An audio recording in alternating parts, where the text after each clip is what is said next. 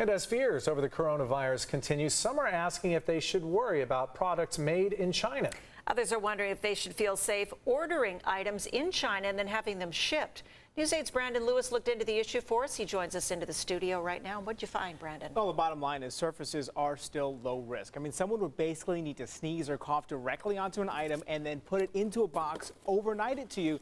Then when you take it out, you drink from it or touch it or then rub your eyes to get the virus. But really, there's a small risk, which is why doctors still suggest taking normal precautions.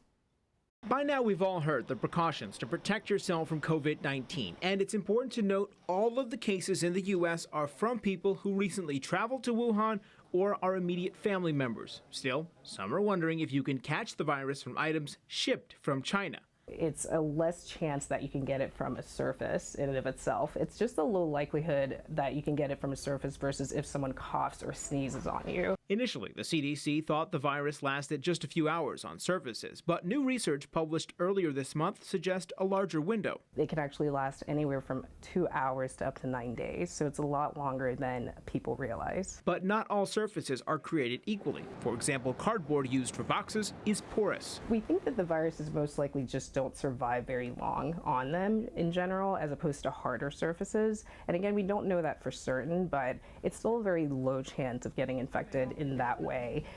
Harder surfaces, like a metal item ordered from China that came overnight, would still have a low risk. Most shipments take much longer to arrive, lessening the risk.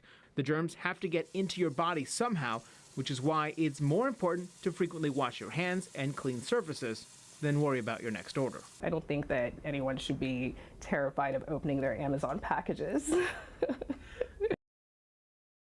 Now, researchers are studying whether temperature or humidity can change that 9-day window. For example, would low temperatures in cargo planes extend it, or could high temperatures kill the virus? And in case you're wondering, the bubble wrap or other packaging material is also considered low risk. That's because doctors say this is spread through droplets from a sneeze or a cough.